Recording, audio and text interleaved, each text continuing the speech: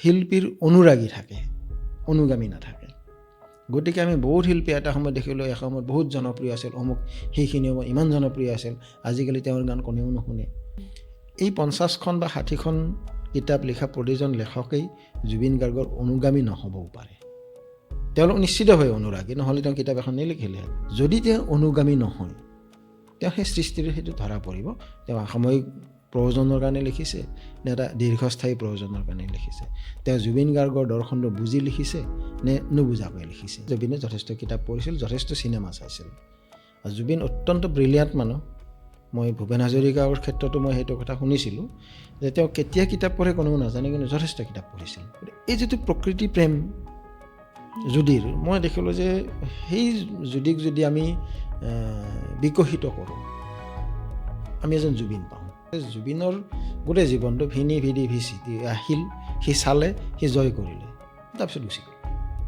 কাৰণ জুলিয়াছ চিজাৰৰ গোটেই কথাখিনি অলপ প্ৰেক্ষাপট বেলেগ আছিল, জুবিনৰ প্ৰেক্ষাপট বেলেগ। সি আহিল, সি চালে, সি সকলোকে জয় কৰিলে আৰু এদিন সি গুচি গ'ল, মানে কাম শেষ হ'ল।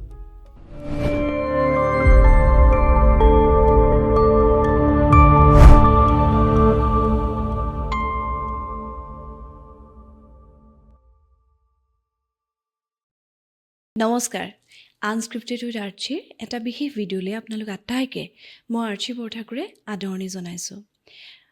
খুব শীত নামিছে আচলতে, আমাৰ মহানগৰিক জীৱনলৈও ইমান শীত নামিছে। আমাৰ এই বৰ্ষটোৱে আমাৰ মনবিলাকতো কিবা এক বিষণ্ণ শীতেই যেন গুজি দিলে। আমাৰ আটাইতকৈ মৰমৰ মানুহজনক লৈ গ'ল। বহুত কথা থাকে, জুবিন গাৰ্গক লৈ পাতিবলগীয়া ইমান কথা আছে যে বিগত 3 মাহত আনস্ক্ৰিপ্টেড উইথ আৰ্চিত আমি বেলেগ কোনো প্ৰসংগ অনাই নাই, আৰু বহুত কথাই পাতিবলৈ আছে। আমি যত্ন কৰিম তাৰ মাজৰ পৰা যিখিনি কথা এই জুবিন গাৰ্গ নামৰ মানুহজনক বুজিবলৈ, আমাৰ অসমীয়াৰ আটাইতকৈ মৰমৰ মানুহজনক জানিবলৈ, তেওঁৰ দৰ্শনক বুজিবলৈ, যিবোৰ কথাই আটাইতকৈ সহায় কৰিব যেন লাগে, যত্ন কৰি যাম আনস্ক্ৰিপ্টেড উইথ আৰ্চিত সেই কথাবোৰ আনিবৰ কাৰণে। আজি মোৰ সৈতে এগৰাকী বিশেষ ব্যক্তি আছে। আচলতে এখন কিতাপ আছে। মই এই সময়খিনিত কেইখনমান কিতাপ পঢ়িছোঁ। এইটো নকওঁ যে জুবিন গাৰ্গ কায়িকভাৱে নোহোৱা হোৱাৰ পিছত বহুত কিতাপ প্ৰকাশ হৈছে। কিতাপ প্ৰকাশ হোৱাটো এটা জাতিৰ কাৰণে বৰ ভাল কথা, আচলতে বৰ শুভ বাৰ্তা বুলিয়েই মই ক'ম। কিন্তু সকলো কিতাপ পঢ়া নহয়। কিছুমান কিতাপে মন টানে, সেই কিতাপবিলাক পঢ়িবলৈ মন যায়। কিছুমান কিতাপত এনেকুৱা কিছু কথা থাকে যিখিনি হয়তো অকণমান মনৰ কাষ চপা নহ'লেও কেতিয়াবা অকণমান বিবেকেৰে সেই কথাখিনি জানিবলৈ মন যায়। তেনেকুৱা কিতাপো পঢ়িলোঁ, কেইখনমান কিতাপ পঢ়িলোঁ এইকেইটা দিনত। আৰু তাৰ লগত এটা কথা মোৰ ভাৱ হ'ল যে জুবিন গাৰ্গৰ জীৱন দৰ্শনক লৈ কিবা অলপ চৰ্চাৰ যেন প্ৰয়োজন আছে, আৰু সেইখিনি সময়তে মই এখন কিতাপ বিচাৰি পালোঁ। আজি সেই কিতাপখনৰ লেখক মোৰ সৈতে আছে। তাৰ আগেয়ে তেখেতৰ পৰিচয়ত এটা কথা মই ক'বই লাগিব। অসমৰ সংবাদ ক্ষেত্ৰখনৰ এগৰাকী তীক্ষ্ণধী সাংবাদিক তেখেত, আচলতে জ্যেষ্ঠ সাংবাদিক তেখেত। লেখক হিচাপে তেখেতে যিখিনি কাম কৰি আছে, প্ৰত্যেকটো কামেই কিন্তু অসমীয়া সমাজ জীৱনলৈ এক বাৰ্তাবাহী কাম। শ্ৰদ্ধাৰ পুলিন কলিতা দাদা আজি মোৰ সৈতে আছে। দাদা বুলি মাতো, গতিকে দাদা বুলিয়ে মাতিছোঁ, আদৰণি জনাইছোঁ আমাৰ অনুষ্ঠানটোলৈ। মই তোমাক ধন্যবাদ জনালোঁ এই মঞ্চত মোক অকণমান বহিবলৈ সুযোগ দিয়াৰ কাৰণে। হয় দাদা, মই আপোনাক যেতিয়া কথা পাতিছিলোঁ, মই আপোনাৰ কিতাপখন মই প্ৰথমেই কিতাপখন দেখুৱাই লওঁ দেই। আপোনালোকে দেখিছে এই কিতাপখন। কিতাপখনৰ নাম হৈছে কিমান বিশাল এই সাগৰ।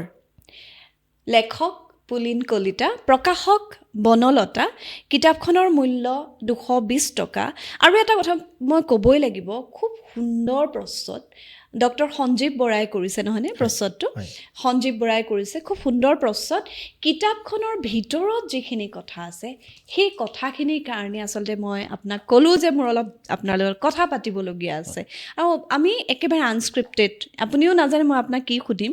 আৰু এই মুহূৰ্তত মোৰ মনলৈ এই কিতাপখন তাৰ লগতে জুবিন গাৰ্গৰ বিষয়ত আপোনাৰ যিখিনি ধাৰণা সেই বিষয়ে কিছু কথা পাতিবলৈ যত্ন কৰিম। কিতাপখন কৈ থৈছোঁ, কিতাপখন আপোনালোকে বৰ্তমান যি গ্ৰন্থমেলা অনুষ্ঠিত হৈ আছে, বনলতাৰ ষ্টলত এইখন কিতাপ পাবই। ষ্টল নাম্বাৰটো অৱশ্যে মই অৱগত নহয়, কিন্তু বনলতাৰ ষ্টল বুলি ক'লে আপোনালোকে সকলোৱে চিনিয়েই পাব। আৰু মোৰ ধাৰণাত আন ষ্টলসমূহতো এই কিতাপখন আপোনালোকে পাব। কিমান বিশাল এই সাগৰ, মূল্য 220 টকা, গ্ৰন্থমেলাত ক্ৰয় কৰিলে কিছু ৰেহাই পাব। আৰু এই কিতাপখনত কি বিশ্লেষণ কৰা হৈছে, কিয়নো ইমানবোৰ কিতাপৰ মাজৰ পৰা মই এই কিতাপখনৰ বিষয়ত আলোচনা কৰিবলৈ পুলিন দাক মাতি আনিলোঁ। এই গোটেই কথাখিনি এই ভিডিঅ'টো চালে গম পাব। তাৰ লগতে পুলিন দাই জুবিন গাৰ্গক যিখিনি সময়ত পাইছিলে, জুবিন গাৰ্গৰ এই মহা উত্তৰণৰ যিটো যাত্ৰা, সেই যাত্ৰাটোৰ বিষয়ত পুলিন দাৰ যিটো ধাৰণা, সেই বিষয়টো কিছু কথা পাতিম। প্ৰথম প্ৰশ্নটো আপোনালৈ, কিতাপখনৰ নহয়, বেলেগ এটা প্ৰশ্ন। সেইদিনা আমি যেতিয়া কথা পাতিছিলোঁ, এই কিতাপখনৰ বিষয়ত কথা পাতিছিলোঁ, তেতিয়া আপুনি এটা কথা কৈছিল, বিশ্বাস কৰক, জুবিন গাৰ্গৰ বিষয়ত যোৱা 3 মাহত যিমান কথা শুনি আছোঁ, সেই কথাসমূহৰ মাজৰ অতি বিশেষ কথা হিচাপে এই কথাটো মোৰ কাণত বাজি আছে। আপুনি কৈছিল, অনুৰাগী নহয়, অনুগামীয়ে জুবিনক জীয়াই ৰাখিব। অনুৰাগী, আমি বিভিন্ন ক্ষেত্ৰত আমাৰ অনুৰাগ থাকে, আমি ভাল পাওঁ, আমি জুবিন গাৰ্গক ভাল পাওঁ। কোনোবাই যদি সোধে কিয়, ক'বলৈ ৰৈ যোৱা যায়। এতিয়া এই কথাটো মই আপোনাক পোনপটীয়াকৈ সুধিছোঁ, আপুনি অকণমান বহলাই কওক, কিয় অনুৰাগ আৰু অনুগামিতাৰ মাজত আপুনি বৰ সুকীয়াকৈ এই কথাটো কিয় ক'লে? বৰ ভাল প্ৰশ্ন। আচলতে তাৰ মাজতেই এজন মানুহৰ চিন্তা আৰু আদৰ্শৰ ভৱিষ্যতলৈ যাব নে নাযাব সেইটো নিৰ্ভৰ কৰে। অনুৰাগ একেবাৰে সৰল অৰ্থটো আমি সকলোৱে জানো, অনুৰাগী মানে ফেন, যি ভাল পায়। কিয় ভাল পায় তুমি কোৱাৰ দৰে তাৰ কাৰণ নাই, ভাল পায় মুঠতে। কিন্তু অকল তেনেকুৱা কাৰণহীন ব্যাখ্যাহীন ভাল পোৱাই মানুহ এজনৰ চিন্তা চৰ্চাক ভৱিষ্যতলৈ কিন্তু কঢ়িয়াই ল'ব নোৱাৰে। অনুগামিতাৰ অৰ্থ বা অনুগামীৰ প্ৰয়োজন সেইখিনিতে আহি পৰে।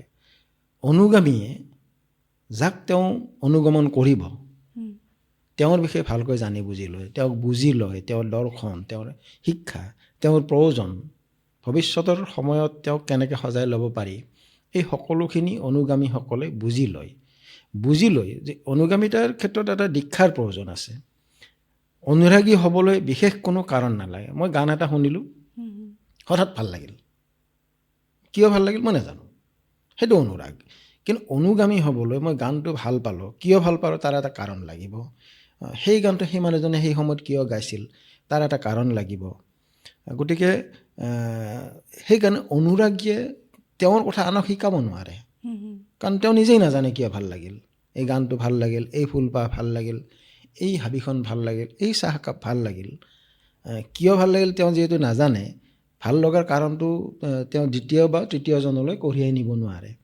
তেওঁ ভাল লগাটো তেওঁৰ তাতে শেষ হৈ যায়। অনুৰাগীৰ ভূমিকাটো এটা জেনেৰেশ্যনত এজন মানুহত বা 100 মানুহত 1 লাখ মানুহত শেষ হৈ যাব। কিন্তু সেই এজন বা 1 লাখ মানুহৰ পাছত দ্বিতীয় এটা প্ৰজন্মৰ মাজলৈ নিবলৈ তেওঁক যুক্তি যিহেতু নাথাকে, তেওঁৰ সেইখিনিতে শেষ হৈ যায়। আৰু আমাৰ সাধাৰণতে শিল্পীৰ অনুৰাগী থাকে, অনুগামী নাথাকে। গতিকে আমি বহুত শিল্পী এটা সময়ত দেখিলোঁ, এসময়ত বহুত জনপ্ৰিয় আছিল, অমুক সেইখিনিও ইমান জনপ্ৰিয় আছিল, আজিকালি তেওঁৰ গান কোনেও নুশুনে। আমাৰ অসমতে বহুত উদাহৰণ আছে, মই নাম নলওঁ।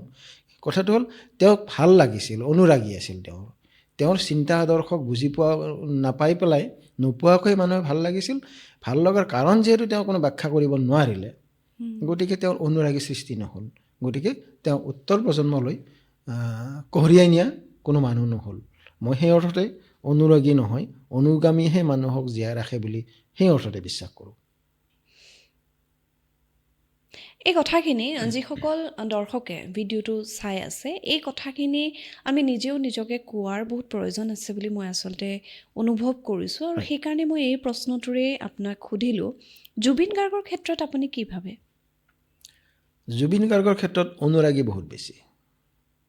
সেইটো হয়তো আমি এইটো পৃথিৱীৰ বৰেণ্য শিল্পীসকলৰ ক্ষেত্ৰত সেই অনুৰাগটোৱেই কিন্তু মই ক'লোৱে যে অনুৰাগৰ প্ৰাবল্য শিল্পী- বহুত বেছি। হয়, শিল্পীৰ অনুৰাগী বহুত থাকে, বিশেষকৈ যিবিলাক পাৰফৰ্মিং আৰ্টিষ্ট, যিসকলে গান গায়, যিসকলে অভিনয় কৰে, তেওঁলোকৰ ক্ষেত্ৰত অনুৰাগীৰ সংখ্যাটো বেছি হয়।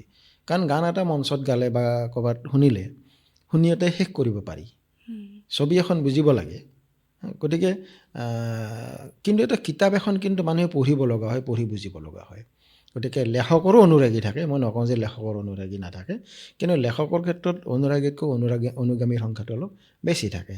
আৰু দ্বিতীয়তে তাৰ ভিতৰত আৰু এটা কথা থাকি গৈছে, মই মাজতে কৈ লওঁ যে কিবা এটা কিন্তু দৰ্শন মানুহৰ অন্তৰ্নিহিত থাকিব লাগিব সৃষ্টিকৰ্মটোত। গান এনেও গাব পাৰি, এটা ধুনীয়া সুৰ, কিছু বাদ্য লগ লগাই তাত কিছুমান শব্দ লগ লগালেও আজিকালি গান হৈ যায়। গানটোত কিবা অৰ্থ আছে নে নাই, গানটোৱে সমাজক কিবা দিছে নে নাই। যদিও কোৱা হয় যে শিল্পীৰ কাম এইবিলাক নহয়, সমাজৰ কথাটো নাহে, কিন্তু মই ভাবোঁ সমাজক যদি তেওঁ দিব নোৱাৰে, সমাজৰ অন্তৰ যদি স্পৰ্শ কৰিব নোৱাৰে, তেতিয়াহ'লে দৰ্শনটো তাত নাহে। দৰ্শন নাথাকিলে তাক অনুসৰণ কৰিবলৈকো কোনো নাথাকে। সেই অৰ্থতে গোটেই কথাখিনি আহে। আৰু জুবিন গাৰ্গৰ ক্ষেত্ৰতো তেনেকুৱাই। একেবাৰে চমুকৈ ক'ব পৰা কথাটো হ'ল জুবিন গাৰ্গৰ অনুৰাগী বহুত বেছি। সেই কথাটোকে আমি তেওঁৰ মৃত্যুৰ পাছত সেই বস্তুটো দেখিছোঁ। এই যে বহুত কিতাপ প্ৰকাশ হৈছে, কোনোবাই কৈছে 50খন, কোনোবাই কৈছে 60খন যোৱা 3টা মাহত। এই 50খন বা 60খন কিতাপ লিখা প্ৰতিজন লেখকেই জুবিন গাৰ্গৰ অনুগামী নহ'বও পাৰে। তেওঁলোক নিশ্চিতভাৱে অনুৰাগী, নহ'লে তেওঁ কিতাপ এখন নিলিখিলেহেঁতেন। কাৰোবাৰ হয়তো ব্যৱসায়িক উদ্দেশ্যও থাকে, কিন্তু তাৰ আঁৰতো কিন্তু এটা অনুৰাগটো থাকিবই লাগিব। অনুৰাগ অবিহনে তেওঁৰ বিষয়ে কিতাপ এখন বা প্ৰবন্ধ এটা লিখিব নোৱাৰে, অনুৰাগ লাগিবই। কিন্তু যদি তেওঁ অনুগামী নহয়, তেওঁ সেই সৃষ্টিৰে সেইটো ধৰা পৰিব। তেওঁ সাময়িক প্ৰয়োজনৰ কাৰণে লিখিছে নে এটা দীৰ্ঘস্থায়ী প্ৰয়োজনৰ কাৰণে লিখিছে, তেওঁ জুবিন গাৰ্গৰ দৰ্শনটো বুজি লিখিছে নে নুবুজাকৈ লিখিছে। আৰু জুবিন গাৰ্গটো আৰু শূন্যত উপঙি থকা সত্তা এটা নহয় যে তেওঁ এনেই ইমান জনপ্ৰিয় হ'ব নোৱাৰে। অনুৰাগীৰ সংখ্যা নিশ্চিতভাৱে আছে, কিন্তু এই ইমান জনপ্ৰিয়তাৰ আঁৰত তেওঁৰ কিছু অনুৰাগীও থকা যেন মোৰ অনুমান হয়। অনুগামী হয়, থকাটো অনুমান হয়। আৰু সেইটো হ'ব অলপ সময় লাগিব সেইখিনি মানুহ বিচাৰি উলিয়াবলৈ। অনুৰাগীসকল কিছুদিনৰ ভিতৰত নাইকিয়া হৈ যাব। বৰ মানে জটিল কথা এটা আপুনি কৈছে, বৰ জটিল কথা এটা কৈছে। এই মুহূৰ্তত শুনিবলৈও কষ্ট হয়। আৰু কিন্তু হয়, অনুৰাগী আৰু অনুগামীৰ মাজৰ যিটো কথা, অনুৰাগীসকল কিছুদিনৰ পিছত নোহোৱা হৈ যাব কথাটো আপুনি যিমান সহজভাৱে কৈছে, আপোনাক সময়ৰ অভিজ্ঞতাই, আপুনি দেখিছে আমাতকৈ বেছি দেখিলে, আৰু বিশেষকৈ সাংবাদিকতাৰ ক্ষেত্ৰত থকা মানুহ, আপোনালোকৰ চকুৰ উপৰি আপোনালোকৰ যি সমূহ সজাগতা থাকে, আপোনালোকে দেখিছে। কিন্তু আমি বহুত কথা পাতিছিলোঁ, বহু শিল্পীৰ বিষয়টো আলোচনা কৰিছিলোঁ। এই সময়ছোৱাত হয়, কেইবাগৰাকী অতি জনপ্ৰিয় লেখক, বিশিষ্ট, কবি, বৰেণ্য, তেওঁলোক সদায় বৰেণ্য, তেওঁলোকৰ জনপ্ৰিয়তাও দেখিলোঁ তেওঁলোক জীয়াই থকা দিনত। আৰু মৃত্যুৰ পাছত মানে 15 দিনতে পাহৰি যোৱা জনপ্ৰিয় কবিও মই দেখিলোঁ। তেওঁ জীৱনকালত কিম্বদন্তী আছিল, অতি জনপ্ৰিয় আছিল। ওচৰৰ মানুহখিনি একেবাৰে নিকট আত্মীয়ৰ মাজত হয়তো থাকিলে, কিন্তু তাৰ পাছত সেই অনুৰাগীসকল, যিহেতু তেওঁ নিজেও ভাবিছিল তেওঁৰ অনুগামী বুলি, হয়তো তেওঁ ভাবিছিল, সেইসকলক কিন্তু নেদেখিলোঁ। 15 দিনত তেওঁৰ ওচৰত থিয় হোৱা, পৰিয়ালৰ ওচৰত থিয় হোৱা মানুহ নোহোৱা হোৱাও মই দেখিছোঁ। মই নিৰ্দিষ্টকৈ নাম ক'ব খোজা নাই অপমানজনক হ'বৰ কাৰণে। এইবিলাক দেখিয়ে মই এই কথাখিনিলৈ আছোঁ। আচলতে অনুগামী লাগিব, আৰু অনুগামী সৃষ্টি হোৱাটো বৰ সহজ নহয়। এটা নিৰন্তৰ এটা সাধনা, কিবা এটা লাগিব। হয়, আৰু হয়তো সেই বিষয়টোৰ পৰাই এই কিতাপখন, মই যে এই প্ৰশ্নটো কৰিলোঁ, এই কিতাপখনত জুবিন গাৰ্গৰ সৈতে জড়িত কাহিনীবোৰ নাই। জুবিন গাৰ্গৰ সৈতে সকলোৰে এটা কাহিনী আছে। পুলিন্দাৰতো বহুত কাহিনী আছে, পুলিন্দাই বহুতখিনি পাইছে জুবিন গাৰ্গক। সেই কথাবিলাকৰ চৰ্বিত শ্ৰৱণ একেবাৰেই নাই। ইয়াত আছে জুবিন গাৰ্গৰ জীৱনৰ দৰ্শনৰ কথা। সেইকাৰণে এই কিতাপখন অকণমান বিশেষ বুলি মই আচলতে হাতত তুলি ল'লোঁ। সকলো কিতাপ, সকলো লেখকলে সন্মান ৰক্ষা কৰি আৰু সকলোলৈকে শুভবোধ ৰাখিও মই এই কিতাপখন আচলতে আনস্ক্ৰিপ্টেড উইথ আৰ্চিত বাছি লোৱাৰ কাৰণটো এইটোৱেই। এতিয়া মোক কওকচোন, জুবিন গাৰ্গক আপুনি প্ৰথম কেতিয়া লগ পাইছিল, কেনেকৈ লগ পাইছিল? ইয়াত আছে অকণমান। সেইকাৰণে মই জুবিন গাৰ্গৰ একেবাৰে আৰম্ভণিত মই একদম ওচৰৰ পৰা পোৱা নাই, দেখিছোঁ দূৰৰ পৰা প্ৰায়, কাৰণ আমি প্ৰায় সমবয়সীয়া জুবিন মই। আৰু জুবিনে গান গাবলৈ লৈছিল 92 চনমানৰ পৰা, 90-92 প্ৰায় সিমানমানত ময়ো পেপাৰত লিখিবলৈ লৈছিলোঁ। আৰু মায়াত মই লিখিছিলোঁ। আচলতে উপন্যাস বুলিবলৈ কিবা এটা ষ্ট্ৰাকচাৰ মই মায়াতে প্ৰথম আৰম্ভ কৰিছিলোঁ সৰুকৈ।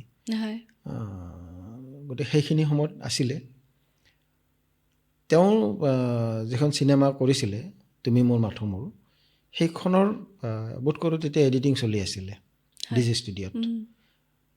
মোক দৈনিক অসমৰ ফালৰ পৰা জুবিন গাৰ্গৰ এটা বিষয় এটা লিখিবলৈ দিয়া হ'ল।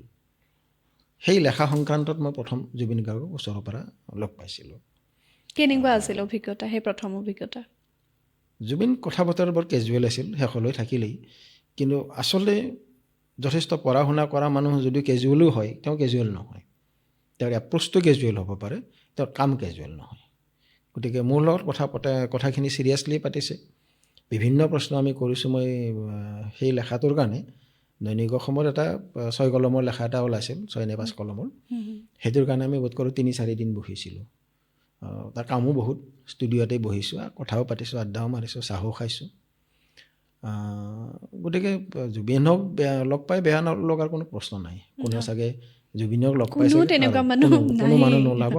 আৰু যদি কাৰোবাৰ বেয়া লাগিছে তেওঁৰ এইটো ব্যক্তিগত কথা, আৰু কাৰোবাৰ বেয়া লাগিবও পাৰে। গতিকে কিন্তু কথাটো হ'ল বোধ কৰোঁ জুবিনক লগ পাই বেয়া পোৱা মানুহ নোলাব। মোৰো লগ পাই ভাল লাগিল। তাৰপিছত আমি লগ পাই থাকিবলৈ আৰম্ভ কৰিলোঁ বিভিন্ন উপলক্ষত। 2004 মানলৈকে লগ পাই আছিলোঁ, 4 মানলৈকে। তাৰপিছত আৰু লাহে লাহে জুবিন গাৰ্গ এজন ষ্টাৰ হৈ গ'ল। আমাৰ কৰ্মক্ষেত্ৰ বেলেগ হ'ল। মোৰো তেনেকৈ সাক্ষাৎকাৰ, তুমিও জানা, সাংবাদিকতাৰ আৰম্ভণিতে যিমান ঘূৰিব লাগে ফিল্ডত, লাহে লাহে বয়স হ'লে বুঢ়া হোৱা বুলি ভাবি আৰু লাহে লাহে ডেস্কৰ কাম বাঢ়ি আহিলে মই তেনেকৈ ওলাই যাবলগীয়া নহ'ল আগৰ দৰে কালচাৰেল ৰিপৰ্টিঙৰ কাৰণে। গতিকে পিছলৈ আমাৰ এইটো নাথাকিল, পিছত মই লগ পোৱা নাই। কিন্তু সেইখিনি সময়লৈকে লগ পালোঁ। হয়, সাক্ষাৎকাৰটোৰ পিছতো যিহেতু লগ পাই আছিল, মই মানে এই কিতাপখন পঢ়ি যিটো অনুভৱ কৰিছোঁ, আপুনি জুবিন গাৰ্গৰ যিটো দৰ্শন, জীৱন দৰ্শনটোক, তেওঁৰ এতিয়া বাহুত থকা টেটু দুটাক লৈ বিভিন্ন আলোচনা হৈছে। আপোনাৰ আলোচনাটো মই একেবাৰে সুকীয়া পালোঁ। মানে এই কিতাপখন পঢ়িলে আপোনালোকে গম পাব জুবিন গাৰ্গৰ যি 2 বাহুত 2টা টেটু আছে, এফালে যদি মহাদেৱ আছে, সিফালে আকৌ চাৰ্লি চেপলিন আছে, নহয়নে? গতিকে পুলিন্দাই কিতাপখনৰ বৰ বেলেগকৈ তাৰ এটা বিশ্লেষণ আগবঢ়াইছে। এই কথাখিনি আপুনি মোক সোধাৰ কাৰণে বেয়া নাপাব, জুবিন গাৰ্গ কায়িকভাৱে নোহোৱা হোৱাৰ পিছত বেছিকৈ উপলব্ধি কৰিলে নে জুবিন গাৰ্গক আপুনি লগ পোৱাৰ পৰা জুবিন গাৰ্গৰ এই গোটেই যিটো বিশাল এটা যাত্ৰা, এই যাত্ৰাটোৰ সময়ত আপুনি উপলব্ধি কৰি থকা কথাবিলাক তেখেত নোহোৱা হোৱাৰ পিছত আপুনি লিখিলে? মানে মোৰ কি লাগিছে, এই কিতাপখন যদি জুবিন গাৰ্গ থাকোঁতে ওলালেহেঁতেন তেওঁ চাগে বৰ সুখী হ'লহেঁতেন। নিশ্চয় নিশ্চয় তেনেকৈ ভাবিব পাৰি। আচলতে মই ক'লোৱে সমসাময়িক মানুহৰ বিষয়ে লিখাটো অলপ কঠিন কাম। জুবিন মই একে সময়ৰ একে বয়সৰ, যদিও সদায় আড্ডা মৰা মানুহ চাৰ্কলটোৰ মই মানুহ নাছিলোঁ, তথাপি আছিলোঁ। কিন্তু কথাটো হ'ল সেইধৰণে লিখিবলৈ অলপ অসুবিধা। আৰু জুবিন গাৰ্গৰ মৃত্যুৰ পাছত মই এখন কিতাপ লিখিব লগা হৈছে বা লিখিছোঁ, সেইটো এটা কষ্টকৰ কাম আমাৰ কাৰণে। অন্যসকলে কি ধৰণে ভাবিছে মই নাজানো, মোৰ কাৰণে কামটো কষ্টকৰ আছিলে। জুবিন গাৰ্গৰ বিষয়েও মই এখন কিতাপ লিখিব লগা হ'ল। আৰু মাজতে মনলৈ এটা আইডিয়া আহিছিলে যে জুবিন গাৰ্গৰ গোটেই গানৰ এটা সংকলন হোৱা উচিত। মাজতে মনলৈ আহিছিলে, মানে তেখেত তেওঁ থাকোঁতে সেইটো কথা মই জুবিনৰ লগত পতা হোৱা নাছিলে, কিন্তু মই ভাবিছিলোঁ, মই কথাও পাতিছিলোঁ 2-এজন মানুহলৈ যে এনেকুৱা কিতাপ এখন প্ৰকাশ কৰিব পৰা যায় নে নাযায়। কিন্তু কথাবিলাক আগ নাবাঢ়িল। বিভিন্ন কাৰণত, কাৰণ জুবিন হঠাৎ নাইকিয়া হৈ যাব ইমান কম বয়সত এইটোতো কোনেও কল্পনা কৰা নাছিলে। সকলোৱে ভাবিছিল সময় আছে কৰিম আৰু লাহে ধীৰে। সেই আৰু পৰ্যায়ত জুবিন গাৰ্গৰ বহুত গান গাবলৈ আছিল, বহুত বহুত কাম কৰিবলৈ আছিল। আছিলে, সেইটো মই লাহে লাহে কৈ আছোঁ বাৰু গোটেই কথাখিনি, কিন্তু থাকি গ'ল। গতিকে ইয়াত যিখিনি কথা লিখিলোঁ, হয় মই জুবিন গাৰ্গ নোহোৱা হোৱাৰ পিছত লিখিলোঁ, হয় কিন্তু লিখিবলৈ লৈ মইতো বৰ বেছিদিন লগা নাই, মই এখন 6 দিনত লিখা কিতাপ। মই বুজি পালোঁ যে জুবিন গাৰ্গৰ বিষয়ে এই কথাখিনি মই দেখোন আগৰ পৰাই জানো, কাৰণ মই ক'তো ৰ'ব লগা হোৱা নাই। এইটো এবাৰো এই তোমাৰ অনুষ্ঠানটো যেনেকৈ আনস্ক্ৰিপ্টেড, এই কিতাপখন আনএডিটেড। হয় হয় মোৰ হাতলৈ যিখিনি আহিছে জাষ্ট মই মোবাইলৰ কীবৰ্ডত মই লিখি গৈছোঁ, মই কাগজতো লিখা নাই, গোটেই কিতাপখন মই মোবাইলত মই লিখি গৈছোঁ। আৰু কথাবিলাক ভিতৰৰ পৰা আহি আছে, মই তাৰ কাৰণে কোনো কষ্ট কৰিব লগা হোৱা নাই, ভাবিব লগা হোৱা নাই, যে যিটো সেই অনায়াস আছিল গোটেই কথাখিনি। মই ভাবোঁ জুবিন এই কথাখিনি আছিলেই মোৰ মাজত। হয়।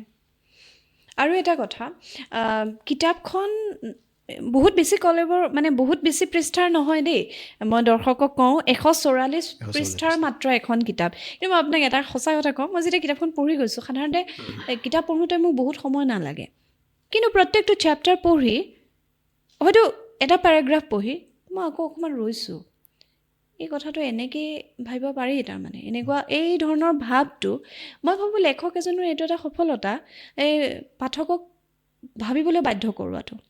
আৰু মই ভাবোঁ, মই মাজতে কৈছোঁ, হয় মই যেতিয়া কিবা এটা লিখিছোঁ, কোনোবাই পঢ়িবৰ কাৰণে লিখিছোঁ, হয় মই বহুতৰ দৰে নকওঁ দেই মই নিজৰ কাৰণে লিখিছোঁ, সেই শব্দটো মই নিজে কেতিয়াও নকওঁ, হয় সেইটো এক প্ৰকাৰ ভণ্ডামি বুলি ভাবোঁ। মই লিখি কিতাপ এখন প্ৰকাশ কৰিছোঁ, বজাৰলৈ উলিয়াই দিছোঁ, তাৰ মানে সেইখন মই নিজৰ কাৰণে লিখা নাই। হয় ইয়াৰ অৰ্থটো হ'ল যে মই পঢ়ুৱৈ বিচাৰিছোঁ, সেই পঢ়ুৱৈ এজনো হ'ব পাৰে, 100জন হ'ব পাৰে, 1 লাখো হ'ব পাৰে, যিমান বেছি পঢ়ুৱৈ পাম সিমান ভাল। সেই প্ৰসংগতে কওঁ যে লেখক এজনে লিখোঁতে নিশ্চিতভাৱে পঢ়ুৱৈৰ কথাটো ভাবিব লাগিব, তেওঁৰ এটা টাৰ্গেট ৰিডাৰ থাকিব লাগিব।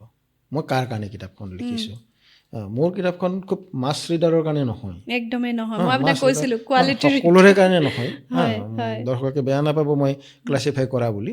কিন্তু কথাটো হ'ল যে সকলোৱে যেনেকৈ সকলো বস্তু খাব নোৱাৰে, কিতাপৰ ক্ষেত্ৰতো মই তেনেকৈ ভাবোঁ, এইখন খুব সাংঘাতিক মাছ ৰিডাৰৰ কিতাপ নহয়। এইখন অকণমান ওজন থকা কিতাপ, মানে বিষয়টোৰ ফালৰ ওজন মানে হেভি কিতাপ বিষয়বস্তুৰ ফালৰ পৰা। মই ভাবোঁ যে সকলো লেখকৰে টাৰ্গেট ৰিডাৰ থাকিব লাগে, আৰু তেওঁ সেই লেখকখিনিক, সেই পঢ়ুৱৈখিনিক লেখকজনে কিবা এটা ভাবিবলৈ সুযোগ এটা এৰি দিব লাগে। হয় হয়। ইয়াত মই এই পেজটো যে মই লুটিয়াই আছোঁ, দৰ্শকে নিশ্চয় ভাবিছে মই কোনটো বিষয়ে কথা পাতিম এতিয়া। এটা বিশেষ চৰিত্ৰৰ কথা আপুনি কৈছে, মোৰ বৰ ভাল লাগিল এই কথাটো, যে জুবিন গাৰ্গে তেওঁৰ বিষয়ে জানিছিল নেকি, আৰু এই কিতাপখন লৈ পেলাই পুলিটজাৰ পোৱা এখন কিতাপ, যথেষ্ট চৰ্চিত, গোটেই পৃথিৱীজুৰি চৰ্চিত এখন কিতাপ। য়েছ, তাৰ যিটো চৰিত্ৰ যদিৰ লগত, উপন্যাসখনৰ এই চৰিত্ৰটোৰ লগত আপুনি জুবিন গাৰ্গৰ যথেষ্টখিনি মিল পাইছে। এটা বিশেষ চৰিত্ৰ, ইয়াৰলিং কিতাপখনৰ নাম, পুলিটজাৰ পুৰস্কাৰ পাইছিলে, জুডি চৰিত্ৰটোৰ নাম, জুডিৰ লগত জুবিনৰ মিল। এই কিতাপখনৰ মাজতে এটা বেলেগ কথা কৈ লওঁ। 2 বছৰমান আগতে নেকি, নে এবছৰমান আগতে, মুঠতে কিছুদিন আগতে জুবিনে কথা প্ৰসংগত কৈছিল যে তেওঁ 12,000 কিতাপ পঢ়িছিল। সেইটোলৈ সেইখিনি সময়ত যথেষ্ট বিতৰ্ক ইয়াৰ কি হৈছিলে, যে ই কেতিয়া কিতাপ পঢ়িলে, অমুক তমুক কিবা কিবি। কিন্তু যিসকল বিশেষ ঘনিষ্ঠ জুবিনৰ, সেইসকলে জানে যে জুবিনে যথেষ্ট কিতাপ পঢ়িছিল, যথেষ্ট চিনেমা চাইছিল। আৰু জুবিন অত্যন্ত ব্ৰিলিয়াণ্ট মানুহ। মই ভূপেন হাজৰিকাৰ ক্ষেত্ৰতো মই সেইটো কথা শুনিছিলোঁ, যে তেওঁ কেতিয়া কিতাপ পঢ়ে কোনেও নাজানে, কিন্তু যথেষ্ট কিতাপ পঢ়িছিল ভূপেন হাজৰিকাই। সেই অভ্যাসটো জুবিনৰো আছিল, কেতিয়া কিতাপ পঢ়ে কোনেও নাজানে, কিন্তু যথেষ্ট কিতাপ পঢ়িছিল। বিতৰ্কটো যেতিয়া হৈছিলে সেইটো লৈ, কাকতত আলোচনা সমালোচনা, ছ'চিয়েল মিডিয়াত, ইয়াৰ কি, সেইখিনি সময়ত মোক দুজনমানে সুধিছিল যে তুমি বিশ্বাস কৰা নাই জুবিনে 12,000 কিতাপ পঢ়িছে বুলি। তেতিয়া মই কৈছিলোঁ যে সংখ্যাটো মই নাজানো, 12,000 নে 1200 সেইটো মই নাজানো, কিন্তু মই জানো যে জুবিনে যথেষ্ট কিতাপ পঢ়িছিল বিভিন্ন বিষয়ৰ। কি কি কিতাপ পঢ়িছিল মই নাজানো। আচ্ছা, এই কিতাপখনৰ ৰেফাৰেঞ্চটো আছিলে তেওঁৰ পিতৃ কপিল ঠাকুৰে লিখা কিতাপখনত, পিতৃৰ লিষ্টিত জুবিন। তাত এটা বাক্যই আছে, জুবিনে 9ম শ্ৰেণীত বোধ কৰোঁ থাকোঁতে ইয়াৰলিং নামৰ এখন কিতাপ পঢ়ি বৰ ভাল পাইছিল। তেতিয়া মই কিতাপখন বিচাৰি পঢ়িলোঁ।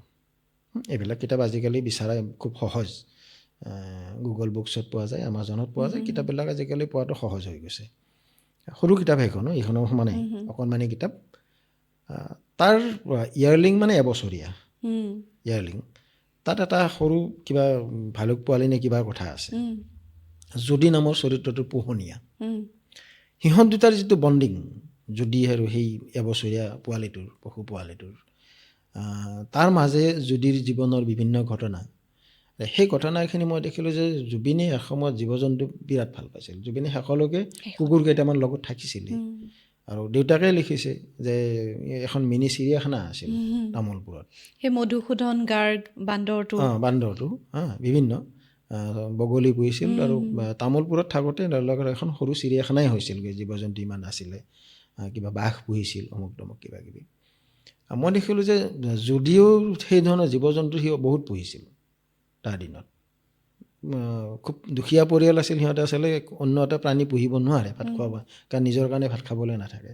তাৰ মাজতো যদিয়ে কিন্তু পুহিছিল। এই যিটো প্ৰকৃতি প্ৰেম জুদিৰ, মই দেখিলোঁ যে সেই জুদিক যদি আমি বিকশিত কৰোঁ, আমি এজন জুবিন পাওঁ। আমি এজন জুবিন পাওঁ, যে যদি খুব সৰু পৰিসৰৰ কম বয়সীয়া ল'ৰা, তাৰ কিবা 12-14 বছৰ বয়সলৈকে তেনেকুৱা কাহিনী, এটা এবছৰীয়া কাহিনী। আমি জুদিক যদি বিকশিত কৰোঁ, কিছু বিকাশ হ'বলৈ এৰি দিওঁ, আমি এজন জুবিন গাৰ্গ পাওঁ। গাৰ্গটো বাৰু পিছৰ কথা, আমি জুবিন এজন পাওঁ।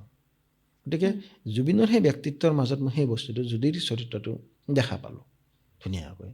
সেইখন এখন পঢ়িবলগীয়া কিতাপ। প্ৰকৃতিৰ সৈতে যিটো একাত্মকতা, আৰু আচলতে মই ইয়াৰলিং পঢ়া নাই, মই এটা আপোনাৰ কিতাপখন পঢ়াৰ পিছত ইয়াৰলিং বিষয়ত মই এটা ক'ৰবাত প্ৰকাশিত, মানে এইটো ক'লেই নহয়, গুগল চাৰ্চ কৰিলে আজিকালি পোৱা যায়, চেট জিপিটিত বহুতখিনি বস্তু পোৱা যায়। মই মানে অকণমান সন্ধান কৰি চালোঁ, সেই যিটো প্ৰকৃতি প্ৰেম, আৰু সকলোতকৈ ডাঙৰ কথা, জীৱনক মুকলিকে গ্ৰহণ কৰা, যেনে আছে তেনেভাৱে গ্ৰহণ কৰাৰ যিটো মানসিকতা, সঁচাকৈ যেন ক'ৰবাত মিল আছে।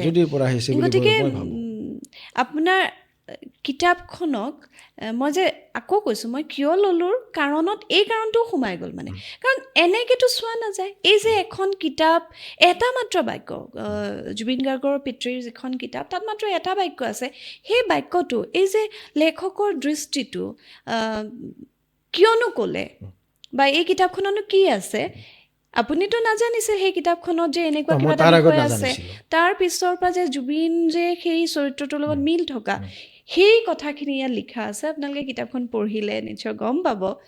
আৰু এটা কথা, কিতাপখন আৰম্ভ হৈছে 3টা শব্দ, ভিনি, ভিডি, ভিচি, হয়নে? শুদ্ধ কৈছোনে? এই কথাটো কৈছিলে জুলিয়াছ চিজাৰে। এতিয়া ভিনি, ভিডি, ভিচি কি, আৰু কি প্ৰসংগত পুলিন দাই কিতাপখনৰ আৰম্ভণি, জুবিন গাৰ্গ বিষয়ক কিতাপখনৰ আৰম্ভণিত এই 3টা শব্দ ক'লে, মই এই কথাটো যদিও কিতাপখনত আছে, তথাপি মই পুলিন দাৰ পৰা জানিব বিচাৰিছোঁ। এইটো খুব বিখ্যাত শব্দ। জুলিয়াছ চিজাৰে যুদ্ধ এখন আহিলে, খুব অনায়াসে জয় কৰিলে। এইটো সাধাৰণতে খুব কঠিন যেন লগা কাম এটা সহজতে যেতিয়া জয় কৰা যায়, সম্পন্ন কৰা যায়, তেতিয়া এই ক্ষেত্ৰত ব্যৱহাৰ কৰা হয়, ভিনি, ভিডি, ভিচি। জুবিনৰ ক্ষেত্ৰতো মই সেই বস্তুটো দেখা পাওঁ। তেওঁ আহিল, তেওঁ কাম কৰিলে, তেওঁ সকলোকে জয় কৰিলে, আৰু তেওঁ গুচি গ'ল, কোনো নভবাকৈ, আকস্মিকভাৱে। জুবিনৰ ক্ষেত্ৰত মই ভাবোঁ এই শব্দটো বিভিন্ন ক্ষেত্ৰত মই প্ৰয়োগ দেখিছোঁ। আৰু এই কিতাপখন লিখিবলৈ লওঁতে মই চাটকৈ সেই বস্তুটো আহিছে, জুবিনৰ গোটেই জীৱনটো ভিনি, ভিডি, ভিচি, আহিল, সি চালে, সি জয় কৰিলে, তাৰপিছত গুচি গ'ল। বৰ বেলেগ ধৰণৰ কথাটো, মই ইমান ধুনীয়া প্ৰয়োগ হৈ যোৱা মই দেখা নাই কথা নকমে। কাৰণ জুলিয়াছ চিজাৰৰ গোটেই কথাখিনি অলপ প্ৰেক্ষাপট বেলেগ আছিল, জুবিনৰ প্ৰেক্ষাপট বেলেগ। কিন্তু তাৎপৰ্যৰ এই ফালৰ শব্দ পৰা তিনিটাৰ তাৎপৰ্যৰ তাৎপৰ্য ফালৰ পৰা কিন্তু তাৎপৰ্যৰ ফালৰ পৰা আৰু একেই সেইটো জুবিনৰ ক্ষেত্ৰত বৰ ধুনীয়াকৈ বৰ সুন্দৰকৈ খাপ খাই পৰিল সি আহিল সি চালে সি সকলোকে জয় কৰিলে আৰু এদিন সি গুচি গ'ল মানে কাম শেষ হ'ল হয় মই কিতাপখনৰ দুটামান বাক্য অকণমান পঢ়ি শুনাম কাৰণ সেই বাক্যকেইটাৰ লগত এটা প্ৰশ্ন আছে আৰু মই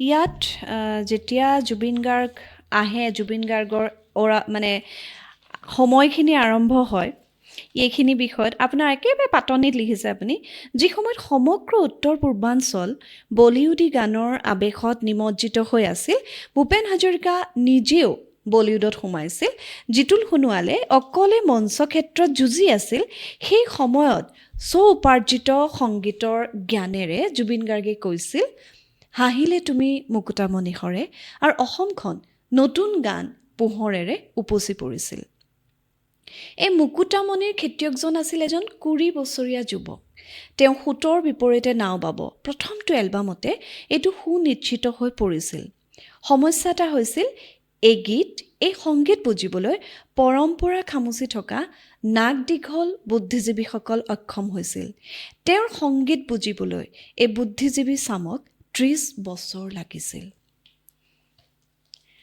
বহুত কথা বহুত প্ৰশ্ন আমাৰ মনৰ মাজতো হয় এনেকুৱা হয় যে প্ৰিয় শিল্পী বুলি ক'লে যদি জুবিন গাৰ্গৰ কথা কোৱা হয় আজিৰ পৰা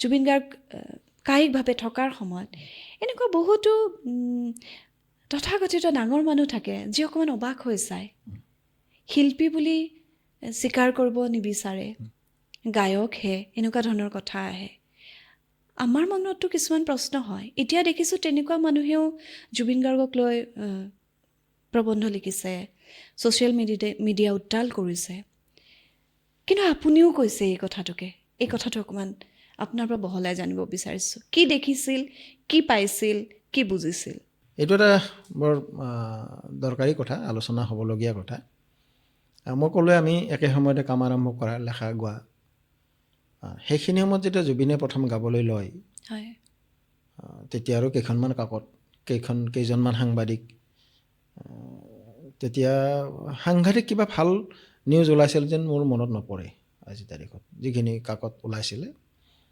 তাৰ মাজত আমি ২-৪জন সাংবাদিকে গানবিলাক অকণমান অলপ বেলেগ কি বেলেগ আমি নাজানো কিন্তু গানখিনি বেলেগ আৰু আমি শুনি ভাল পাইছিলোঁ কিন্তু আমি যিসকলক অনুসৰণ কৰিছিলোঁ যে এইটো গান শুনিব লাগে এইটো গান নালাগে এই ধৰণৰ কথা যিসকলক আমি মানিছিলোঁ তেওঁলোকৰ ক্ষেত্ৰত দেখিছিলোঁ এটলিষ্ট যিখিনি কথা মই লিখিলোঁ তেওঁলোকে দেখিছে যে এইটো ঠিক নহয় মানে জুবিন গাৰ্গৰ এই ভাল গোৱা নাই ই কিবা এটা হুলস্থুল ইমান হুলস্থুল ইমান অমুক তমুক কিবা কিবি গতিকে তেওঁলোকে সেই বস্তুটো আৰু সেইটো মই ভাবোঁ এইকাৰণেই হয় যে আউটলুক এটা দৰকাৰ মোৰ যদি দৃষ্টিভংগী বহল নহয় মই নতুন কি পুৰণি কি মই বুজি নাপাম পৃথিৱীত ক'ত কি চলি আছে সেইটো মই বুজি নাপাম আৰু গানো এবিধ সাহিত্য আমি গানক সাহিত্য বুলি নাভাবোঁ গানো এবিধ সাহিত্য যদিও গাইছে গীতি সাহিত্যৰ কথাটো বেলেগ গীতখিনি বেলেগ গীত গালে গান হয় মিউজিক আহে মই ভাবোঁ গানো এবিধ সাহিত্য আৰু সাহিত্য ধ্বনি আৰু প্ৰতিধ্বনি ক'ৰবাত কোনোবাই ধ্বনি কৰিব তাৰ প্ৰতিধ্বনি আহিব মই যদি নাজানো ধ্বনিটো ক'ত মই তাৰ প্ৰতিধ্বনিটোৰ অৰ্থটো বুজি নাপাম গতিকে মই ভাবোঁ এই মানুহখিনিৰ ক্ষেত্ৰত যিসকলে তেওঁক বেয়া পাইছিল তেওঁলোকে কি গায় এই কথাখিনি ভাবিছিল তেতিয়া বা বহুত পাছলৈও তেওঁলোকৰ ক্ষেত্ৰত দৃষ্টিভংগীটোত অলপ ক'ৰবাত সীমাবদ্ধতা আছিল তেওঁলোকে নতুনটো বুজিব পৰা নাছিল আৰু ৱেষ্টাৰ্ণ ছং বুলি ক'লে আমাৰ এটা হেৰি এটা আছে ৱেষ্টাৰ্ণ ছং কি সেইবিলাক গায় কিন্তু ৱেষ্টাৰ্ণ ছং মানে তোৰ অপসংস্কৃতি নহয় কাৰণ আমাৰ গোটেই বস্তুবিলাকে ৱেষ্টাৰ্ণ আমি যি কাপোৰ পিন্ধিছোঁ যি ঘৰত আছোঁ যি ব্যৱহাৰ কৰিছোঁ কোনটো ইষ্টাৰ্ণ চবটো ৱেষ্টাৰ্ণ আজি ইয়াত কথা কৈ আছোঁ এই ষ্টুডিঅ' এই কম্পিউটাৰ মোৰ মোবাইলটো মোৰ পোচাকযোৰ এই ঘৰটো চবেইটো ৱেষ্টাৰ্ণ ৱেষ্টাৰ্ণ মানে অপসংস্কৃতি সেইটো ধাৰণাটো বৰ শুদ্ধ বুলি মই নাভাবোঁ আৰু হয়তো তেওঁলোকে ভাবিছিল। গতিকে সেই দিশটোৰ পৰা তেওঁলোকে জুবিন বৰ গ্ৰহণীয় যেন তেওঁলোকৰ নাছিল। কিন্তু যিসকলে বুজিব লাগিছিল আমাৰ বয়সৰ মানুহখিনি, আমি হয়তো ঠিকেই বুজিছিলোঁ। আৰু বাকী যিখিনি কথা ক'লে যে ভূপেন হাজৰিকা 1980 চনমানৰ পৰা তেওঁ লাহে লাহে পঢ়ি আহিছে। বয়সো থাকে, এটা সৃষ্টিশীল বয়সটো তেওঁৰ মোটামুটি শেষ হৈ আহিছিলে 80 দশকত অসম আন্দোলনৰ পাছৰে পৰা। অসমীয়া গানত এটা শূন্যতা আহিছিলে। ভূপেন হাজৰিকাই প্ৰায় 4 দশক গানৰ জগতখন দখল কৰি আছিলে। তেওঁৰ পাছত এটা দীঘল গেপ। আৰু সেই ক্ষেত্ৰত কেইজনমান মানুহ আছে, মই অকল জিতুল সোণোৱালৰ কথা লিখিছোঁ বেছি প্ৰাসংগিক কাৰণে। আমি আৰু কেইজনমান মানুহৰ নাম ল'ব লাগিব যে ভূপেন হাজৰিকা আৰু জুবিনৰ মাজৰ সেতু, এই যে গেপ পিৰিয়ড প্ৰায় 1.5-2 দশকৰ, জিতুল সোণোৱাল সেইখিনিৰ ভিতৰত আটাইতকৈ প্ৰমিনেণ্ট আছিল মোৰ মতে। জুবিনৰ হাততে গীতাৰে অসমীয়া গানত এটা নতুন ধৰণৰ মাত্ৰা পাইছিল। তাৰ আগতো আছিল, নাই বুলি নকওঁ, কিন্তু জিতুল সোণোৱালৰ হাতত গীতাৰে অসমীয়া সংগীতৰ এটা বেলেগ ধৰণৰ মাত্ৰা এটা পাইছিল। গীতাৰ আমি জয়ন্ত হাজৰিকাতো পাওঁ, কিন্তু জয়ন্ত হাজৰিকাত আমি গীটাৰৰ কৰ্ডখিনি শুনিম। কিন্তু তাৰ পাছতো, জয়ন্ত হাজৰিকাৰ পাছতো কিন্তু গীটাৰ খুব প্ৰধান যন্ত্ৰ হৈ উঠা নাছিল তেতিয়াও, যদিও আছিল। জয়ন্ত হাজৰিকাৰ মূল যন্ত্ৰ কিন্তু গীটাৰ। আজিও গীটাৰলৈ গুণগুণাব পৰা গান ভূপেন হাজৰিকাৰ নহয়। গীটাৰলৈ গুণগুণাব জয়ন্ত হাজৰিকা পাৰি। গীটাৰলৈ গুণগুণাব। এটা কথা মন কৰিব পুলিনা, মই এইখিনি ৰখাইছোঁ। জয়ন্ত হাজৰিকাৰ গীতৰ প্ৰতি যিসকলৰ মানে আসক্তি থাকে, যে জয়ন্ত হাজৰিকাৰ গীত শুনি ভাল পায়, সেই শ্ৰোতাৰ আকৰ্ষণটো অকণমান বেলেগ ধৰণৰ হয়, নহয় নে? হয়, সেইটো মই পিছত বাৰু আমি আলোচনা কৰিম যদি সময় হয়। এই গীটাৰখন জিতুলৰ পৰা জুবিনলৈ আহিল। তেওঁ গীটাৰৰ এটা বেলেগ ধৰণৰ যন্ত্ৰ কৰি পেলালে। কাৰণ কোনে জানো কৈছিল যে গীটাৰ কেৱল এবিধ যন্ত্ৰ নহয়, ই এটা অস্ত্ৰ। ই বহুত কথা ক'ব পাৰে। জুবিনে সেই বস্তুটো ব্যৱহাৰ কৰিলে, জনতাৰ মাজলৈ গীটাৰক লৈ গুচি আহিল। গতিকে আৰু মই কৈছিলোঁ আৰু দুজনমান আছে, আমি অপূৰ্ব বেজবৰুৱাক সেইখিনি সময়ত মনত পেলাবলগীয়া হয়। তেওঁৰ গানে এটা বেলেগ ধৰণৰ সোৱাদ অসমীয়া শ্ৰোতাক দিছিল। ঋদীপ দত্ত আছিল সেইখিনি সময়ত,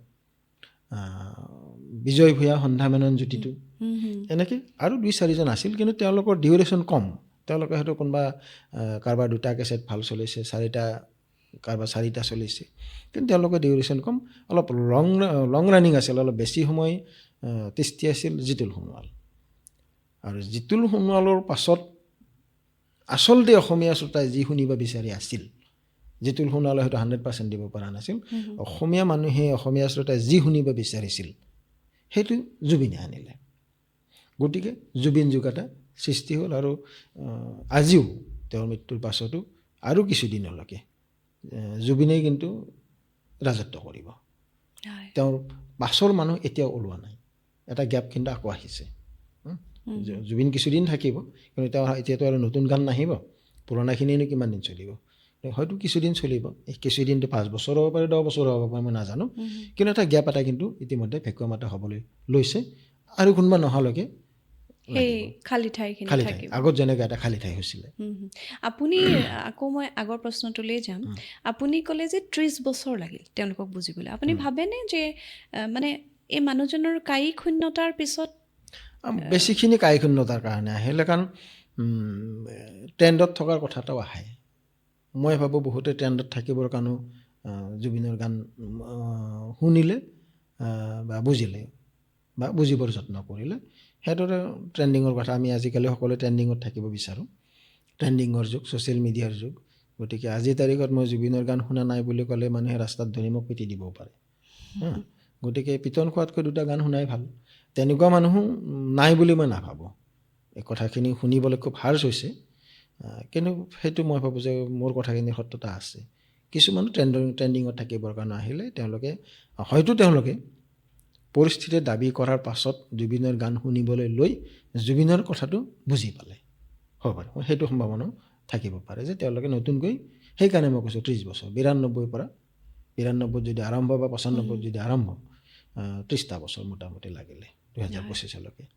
আৰু এটা আপুনি খুব ধুনীয়া প্ৰসংগ আনিছে, ইয়া আলি গানটোৰ প্ৰসংগত আপুনি এটা আৰ্টিকল ইয়াতে আছে আপোনাৰ। আপুনি লিখিছে যে জুবিন গাৰ্গে গাবৰ কাৰণে যিটো সপ্তস্বৰৰ আটাইতকৈ যিটো উচ্চ স্বৰ সপ্তক বাছি ল'লে। এই প্ৰসংগটোত অকণমান কওকচোন। জুবিনৰ গান আটাইখিনি প্ৰায় সপ্তকতে আছে, খুব কম আছে তাৰ মানে ইমান উচ্চ। কিন্তু সেইটো মই লিখিছোঁ, সেইটোত প্ৰভাৱ কিছু নুছৰত ফটেহ আলি খানৰ আছে।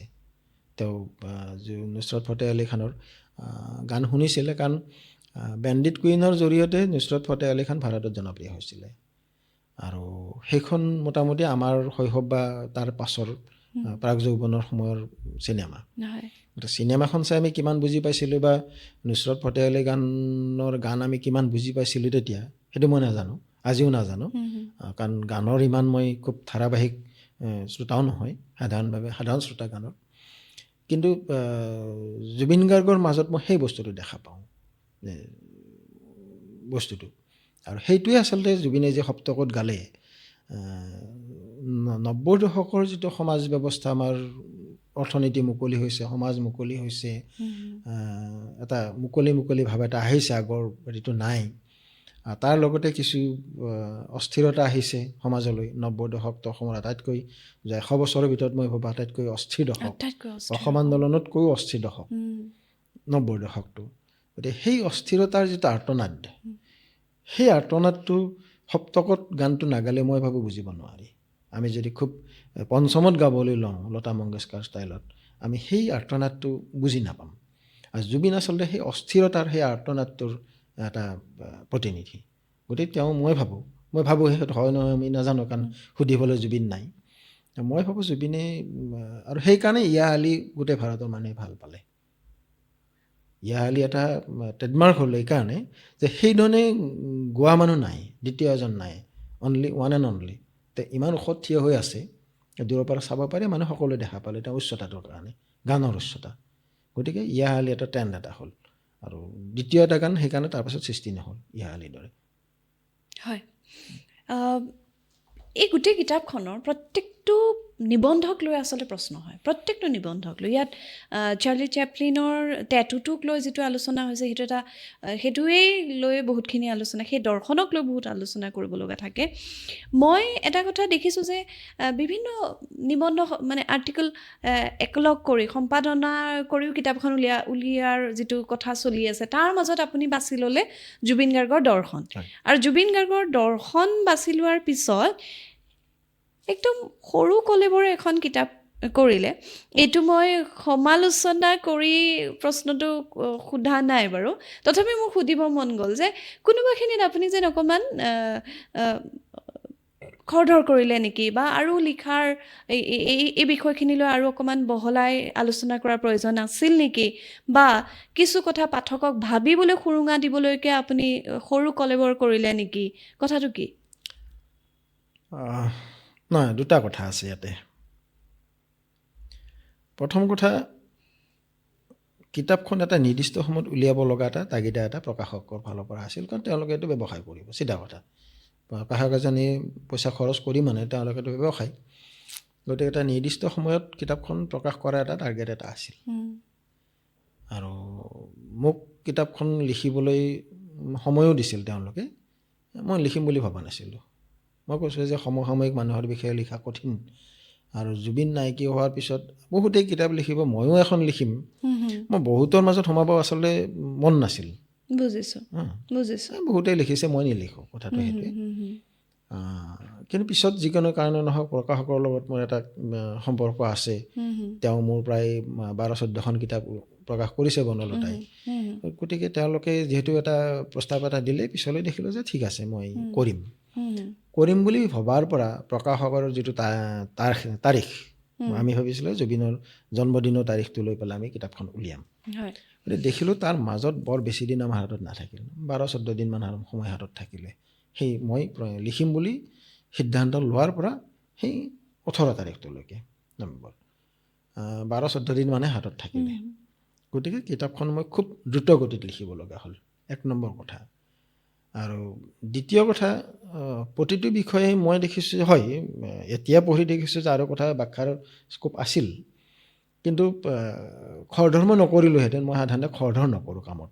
মই যদিও মোৰ প্ৰায় প্ৰতি বছৰে এখন কিতাপ ওলায়, আৰু বৃহৎ কলেবৰ কিন্তু প্ৰতিখন কিতাপেই মই 5 বছৰ 10 বছৰ ধৰি কাম কৰি থাকোঁ। একদম মই আৰে কৰি থাকোঁ, ওলাই যায় তাৰে এখন কোনোবা এখন ওলায়।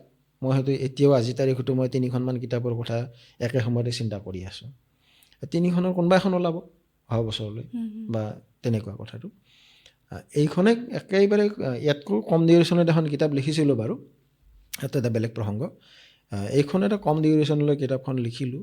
লিখি থাকোঁতে ভাবিলোঁ এইখিনি ঠিক আছে, জুবিনৰ বিষয়ে জানিবলৈ এইখিনি ঠিক আছে। তাৰপাছত মানে তুমি যেনেকৈ ইয়াৰলিঙৰ কথাটো বেলেগকৈ ভাবিলা যে এই কিতাপখনো দেখোন পঢ়িব পাৰি বা খবৰ ল'ব পাৰি, মই ভাবোঁ তেনেকৈ মানুহে নিজৰ ধৰণে, মই জাষ্ট এটা যদি ইংগিত দিয়া বুলি ধৰি লয়, মই ইয়াৰলিঙৰ কথা লিখিলোঁ বা নুছৰত ফতেহ আলি খানৰ কথা ক'লোঁ, কোনোবা যদি ভাবে যে মই চুফি গানৰ বিষয়ে জানিব লাগে, জুবিনেনো কেনেকৈ নুছৰত শুনিছিল, কোনকেইটা শুনিছিল, ক'ত ইনফ্লুৱেঞ্চ হৈছিল, ইয়াত অন্য কথা আছে কেনেকৈ শুনিছিল, ইয়াত ষ্টিং আছে, এৰিক ক্লেপটন আছে, বব মাৰ্লি আছে, এইবিলাক কুইন আছে, পিংক ফ্লয়েড আছে, এটা ইংগিত প্ৰত্যেকৰে আছে। কিন্তু আৰু নিশ্চয় পিংক ফ্লয়েডৰ কথা লৈ এটা দীঘল প্ৰবন্ধ মই লিখি দিব পাৰোঁ, কিন্তু মোৰ কথাটো আছিল ক'ত জুবিন আছে।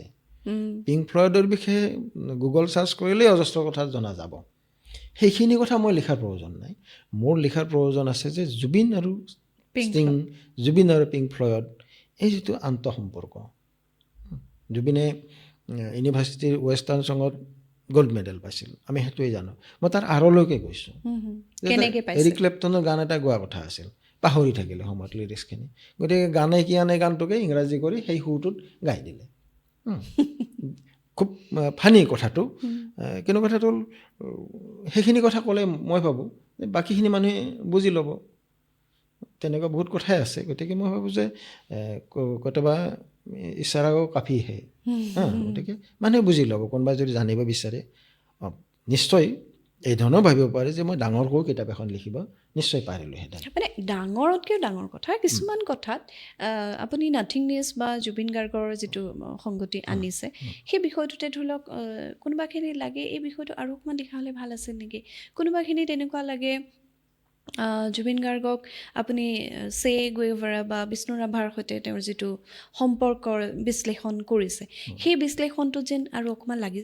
আচলতে কিতাপখন ভাল পালোঁ কাৰণেও এই বোধটো হ'ব পাৰে দেই। মই ভাবোঁ এখন কিতাপ পঢ়ি উঠাৰ পাছত আৰু অলপ থকা হ'লে ভাৱটোও কিন্তু লেখকৰ আকৌ অন্য এক সফলতাহে কিতাপখন পঢ়ি উঠাৰ পিছত। তথাপি মই মোৰ ফালৰ পৰা সেই অনুৰোধটো নিশ্চয় থাকিব যে আপুনি যদি পুনৰ সংস্কৰণ বা এনেকুৱা কথাখিনি ভাবে, তেতিয়া হয়তো আপোনাৰ এই কিতাপখনৰ সৈতে আৰু কিছু বিষয় সংযোজিত হয়তো ভাবিব পৰা যাব, যদিহে আকৌ এবাৰ দ্বিতীয় এটা সংস্কৰণ যদি ওলোৱাৰ পৰিৱেশটো তৈয়াৰ হয়, নিশ্চয় সেইটো ভাবিব পৰা যাব। এটা প্ৰশ্ন আছে মোৰ, জুবিন গাৰ্গৰ দৰ্শন যদি মই আপোনাক সোধোঁ, আপুনিতো বিভিন্ন বিষয় লিখিলে, আপোনাক যদি সোধোঁ জুবিন গাৰ্গৰ দৰ্শন বুলি ক'লে আপুনি কেনেকৈ বুজে? জুবিন ইয়াত আছে কিছু কথা, চে গুয়েভাৰাৰ প্ৰসংগ আহিছে, বিষ্ণু ৰাভাৰ প্ৰসংগ আহিছে। জুবিনে নিজকে সদায় ছ'চিয়েল লেফটিষ্ট বুলি কৈ থাকিলে, সেই কথাখিনিও মই বিশ্লেষণ কৰিছোঁ, তেওঁ ছ'চিয়েল লেফটিষ্ট হয় নহয়। চে গুয়েভাৰা, চাৰ্লি চেপলিন, বিভিন্ন কথা দেই। তাৰ মাজৰ পৰা মই ভাবোঁ জুবিনৰ লাহে লাহেহে জীৱন দৰ্শন এটা গঢ়ি উঠিব ধৰিছিল।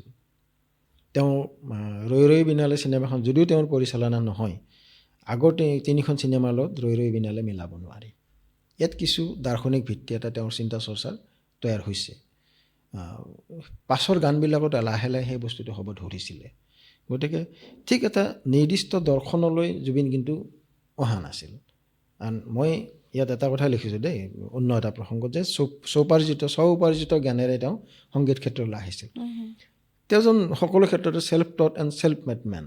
তেওঁ গায়ক হিচাপে নিজে প্ৰস্তুত কৰিছে, সংগীত শিল্পী হিচাপে নিজকে প্ৰস্তুত কৰিছে। এটা ৰাজনৈতিক বা এটা জীৱন দৰ্শনৰ ক্ষেত্ৰতো তেওঁ নিজকে লাহে প্ৰস্তুত কৰি আনিছিল। তাৰ শেষটো ক'ত হ'লেনো আমি নাজানো, কিন্তু বহুত কথাৰ আভাস এই চিনেমাখনৰ আছে, ৰৈ ৰৈ বিনালেত কিন্তু আছে। গতিকে তাৰ মাজেদি এটা জীৱন দৰ্শন তেওঁ লাহে লাহে এটা গঠন কৰি আনিছিল। হয়তো আমি আৰু 5 বছৰ পিছত এজন অন্য জুবিনক পালোঁহেঁতেন।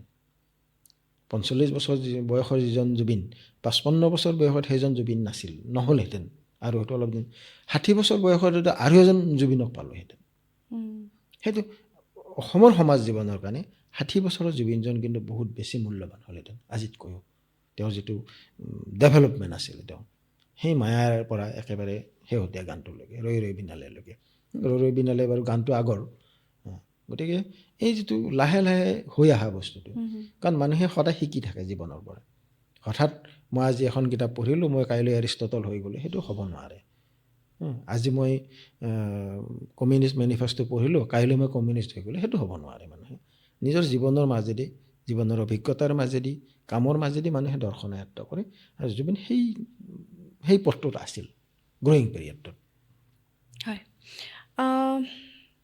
আৰু এটা কথা মোৰ আপোনাক সুধিবলৈ মন গৈছে, জুবিন গাৰ্গৰ বিষয়ত দেখা গৈছিল যে পিছৰ ফাললৈ জুবিন গাৰ্গৰ সৃষ্টিশীলতাতকৈ জুবিন গাৰ্গৰ বিতৰ্কক লৈ বেছিকৈ আলোচনা হৈছিল বাবে আমিও ধৰি লওক সকলো মাধ্যমত যেন সেই কথাবিলাকেই বেছিকৈ দেখা পাইছিলোঁ।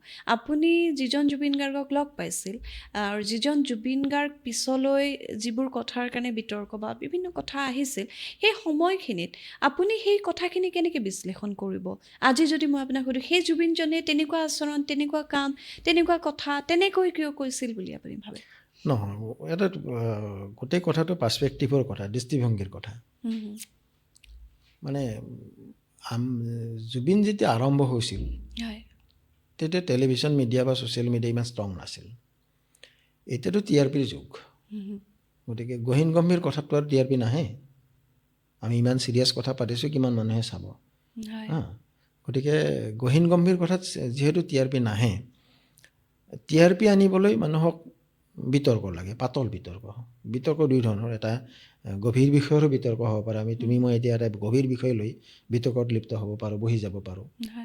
আৰু এটা খুব চিলি কথা এটা লৈ আমি বিতৰ্ক কৰিব পাৰোঁ। গতিকে TRPৰ যুগত কিন্তু মানুহে পাতল কথাবিলাকক বেছি গুৰুত্ব দিয়ে। এটা তেওঁলোকৰ সাময়িক মনোৰঞ্জন। শুনিলোঁ, হাঁহিলোঁ, কথা ক'লোঁ, মন্তব্য দিলোঁ, এতিয়া ঘৰলৈ গৈ নিজৰ কামত ব্যস্ত হ'লোঁ। সেইখিনি মগজুত লৈ নাযায় কোনেও।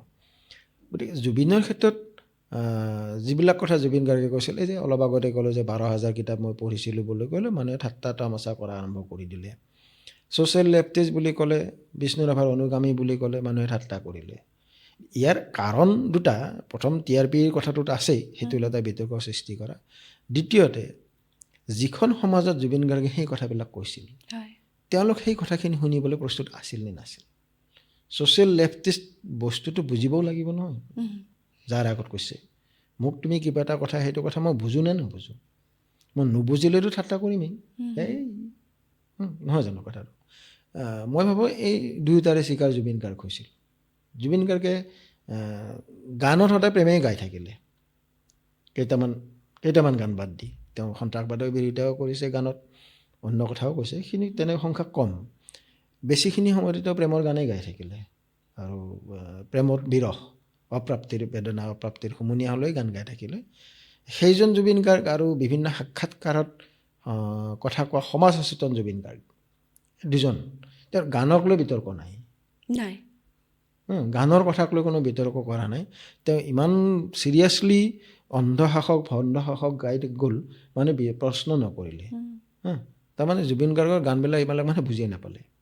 কিন্তু মঞ্চত থিয় হৈ দুই এটা কথা যেতিয়া ক'লে, ইমিডিয়েট যিখিনি দৰ্শক থাকিল, কেমেৰা থাকিল, কিবা থাকিলে, তেওঁলোকে এই কথাখিনি ভিতৰলৈ সোমাবলৈ নোৱাৰিলে, বা হয়তো সেই মানুহখিনি সেই কথাখিনি শুনিবৰ কাৰণে শৈক্ষিকভাৱে হয়তো সাজু নাছিল। গতিকে সেই ধৰণৰ বিতৰ্ক এটা উপৰুৱাকৈ তৈয়াৰ হৈ গ'ল। কথাটো মই তেনেকৈ ভাবোঁ। মোৰ দৃষ্টিভংগী শুদ্ধ নহ'ব পাৰে, কিন্তু মোৰ কথাটো তেনেকুৱা। কোনোবাখিনিত সঁচাকৈ এতিয়া খুব বেয়া লাগে, এইকাৰণেই মই প্ৰশ্নটো সুধিলোঁ যে এই মানুহজন অসমীয়া বুলিয়েই মানুহজন মানে অসমতেই থাকি গ'ল। তেওঁ মুম্বাইত থকা হ'লে হয়তো কথাবোৰ বেলেগ হ'লহেঁতেন। সেইদিনা উৎপল শৰ্মা দাদা আহিছিল, তেখেতেও ক'লে যে হয়তো তেওঁ আজি বেলেগ এটা পৰ্যায়ত থাকিলেহেঁতেন, তেওঁ হয়তো আজি ষ্টিঙৰ লগত মানে কাম কৰিল, মানে তেনেকুৱা ধৰণৰ এটা পৰিৱেশ হ'লহেঁতেন হয়তো। হয়তো সেই হয়তোবিলাক বহুত মনলৈ আহিছে অথচ সেই মানুহজনে আনকি তেখেত নোহোৱা হোৱাৰ দুই তিনি দিনৰ আগতো বিতৰ্ক হৈছে তেওঁ মুম্বাইত মানে সুধাকণ্ড ডক্টৰ ভূপেন হাজৰিকাৰ স্মৃতিত অনুষ্ঠিত হোৱা অনুষ্ঠানত তেওঁ কেনেকুৱাকৈ কাৰোবাক অপমান কৰিলে কি কৰিলে এইবিলাক লৈ আলোচনা হয় এই কথাবিলাকে নিশ্চয় মানুহজনক আঘাত কৰিছিল মানুহজনৰ ব্যক্তিসত্তাক মানুহজনৰ আৱেগিক যিটো সত্তা হয়তো সেইকাৰণে তেওঁ কোনোবা সময়ত কৈছে বিভিন্ন সাক্ষাৎকাৰ কৈছে মই বৰ অকলশৰীয়া মই বৰ নিসংগ বা অকলশৰীয়া এনেকুৱা ধৰণৰ কথা কৈছে কেতিয়াবা হাঁহি কৈছে মোক বহুতে ঠগি থৈ যায় এনেকুৱা কথাবোৰ তেখেতে কৈছে আপুনি অকণমান সুকীয়া ধৰণে কথাটো বিশ্লেষণ কৰিলে আৰু মই ভাবোঁ এই কথাখিনিও মানুহে অকণমান ভাবি চাব এইটো ধৰণেৰেও চাব আৰু এতিয়া অন্তত জুবিন গাৰ্গক লৈ জুবিন গাৰ্গৰ দৰ্শনক লৈ জুবিন গাৰ্গৰ আদৰ্শক লৈ যাতে মানুহে তেওঁ কমোডিটিৰ নিচিনাকৈ নাভাবক আমি সদায় সেইটোৱেই বিচাৰোঁ আৰু সেইটো প্ৰচেষ্টাতে আচলতে আনস্ক্ৰিপ্টেড উইথ আৰ্চিত আমি এলানি আপুনিও যিটো কথা ভাল পাইছে আমি কৰি আছোঁ আমি এই সাক্ষাৎকাৰটো বা এই কথাখিনি আৰম্ভ কৰাৰ আগত আপুনি এটা বৰ গুৰুত্বপূৰ্ণ কথা কৈছিল জুবিন গাৰ্গে গোটেই জীৱন এটাই গান লিখিলে সেইটো সেই প্ৰসংগটো এইটো এটা খুব মানে দাৰ্শনিক এটা ধৰণেৰে আপুনি কথাটো কৈছিল এটা বিশ্লেষণ তেনেকুৱাও আছিল গতিকে অকণমান ক'ব নেকি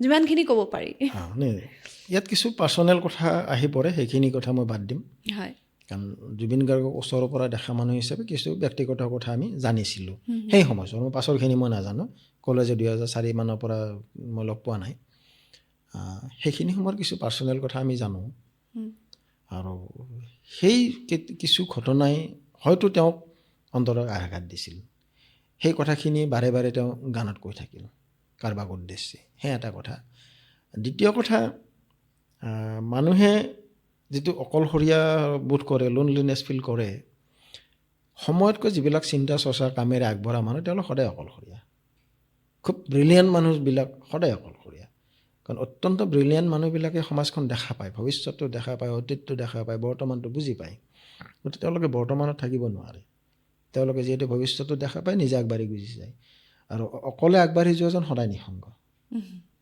মই অনুগামীৰ কথাটো সেইফালৰ পৰাও কৈছিলোঁ যে অনুগামী সৃষ্টি হ'বলৈকো মানুহজনক বুজিব লাগিব তাৰ কাৰণে অলপ সময় লাগিব অনুগামীৰ লগে লগে যাব নোৱাৰে অনুগামী অলপ পাছতেই থাকে গতিকে সেই অৰ্থটো হয়তো জুবিন অকলশৰীয়া আছিল আৰু কিছু হয়তো ব্যক্তিগত দুখ বেদনাও হয়তো তেওঁৰ ক'ৰবাত আছিল যিখিনি কথা মই নাজানো কিন্তু সৃষ্টিশীলতাৰ দিশৰ পৰা মই ক'ব বিচাৰোঁ যে তেওঁ এই যে এটা দুখবোধ তেওঁৰ ভিতৰত আছিল কিবা এটা ব্যক্তিগত সংঘাত বা কাৰণত এটা ব্যক্তিগত অপ্ৰাপ্তি এটা তেওঁৰ আছিল আৰু সেই কথাখিনি তেওঁ গোটেই জীৱনটো বিভিন্ন গানৰ লিৰিক্স সলনি হৈছে কিন্তু তাৰ মূল যিটো দাৰ্শনিক ভিত্তি গানবিলাকৰ একেটাই থাকিলে আৰু সেই অৰ্থতে তেওঁ আচলতে মই ভাবোঁ যে তেওঁ একেটা গানকে গাই থাকিলে গোটেই জীৱনটো আৰু সেইটো অকল জুবিনৰ ক্ষেত্ৰত নহয় আমি বিভিন্নজনৰ ক্ষেত্ৰত আমি দেখা পাওঁ মানুহে একেটা গানেই গায় মানুহে একেটা গল্পকে লিখে খুব যদি মনোযোগ দি আমি এখন গল্প সংকলন এজন মানুহে জীৱনত 50টা গল্প লিখিলে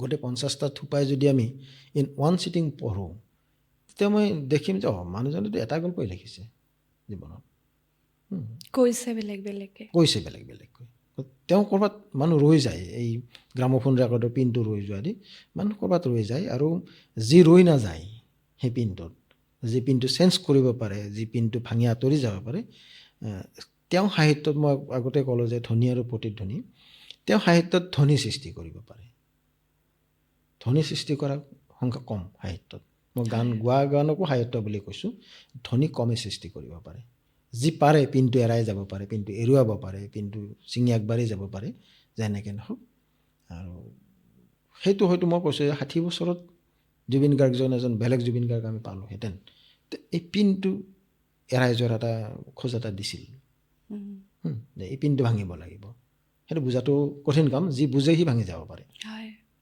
তেওঁ সেইটো উপলব্ধি কৰিছিল যেন লাগে মোৰ শেহতীয়া কামখিনি একেবাৰে শেষত বহুত কথা আমি পাতিলোঁ আৰু পাতিবলৈ বহুত কথা থাকে আপোনাৰ যিসমূহ গ্ৰন্থ আছে সেই বিষয়টো বহুত আলোচনা হয় আজি কিন্তু একেবাৰে মূলতঃ জুবিন গাৰ্গ মই কৈছোঁৱে মানে যোৱা 3 মাহ আমি একো বেলেগ প্ৰসংগ অনাই নাই আপোনাক যদি সুধো জুবিন গাৰ্গৰ আটাইতকৈ প্ৰিয় গীত আপুনি গুণগুণাই ভাল পোৱা প্ৰিয় গীত বুলি যদি সুধো বা আপুনি শুনি ভাল পোৱা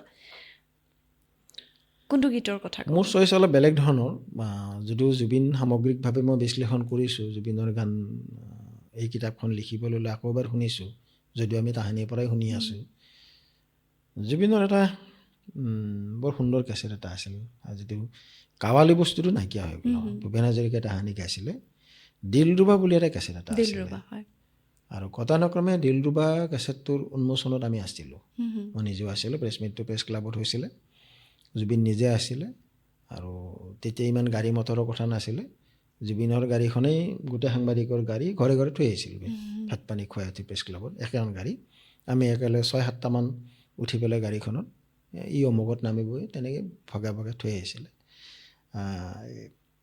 সেই গানটোলৈ সেই কেছেটটোলৈ মোৰ মনত পৰে আইনা ভঙা দি ভাঙিব সেই গানটো বোধ কৰোঁ দিগন্ত ভাৰতীয়ে লেখা আইনা ভঙা দি কিন্তু সেই কেছেটটোৰ বিশেষকৈ আইনা ভঙা দি আৰু সেই গানটো মোৰ মানে কিবা বাজি থাকে সেই গানটো মানুহে যদিও মায়া বেছি ভাল পায় মায়াবিনী বেছি ভাল পায় মই কিন্তু সেই গানটো বেছি ভাল পাওঁ সেইটো বাজি থাকে আৰু দুটামান বনগীত আনন্দীৰাম দাসৰ কেছেট এটা কৰিছিল তেওঁ ভৰ দুপৰীয়া এইটো আছে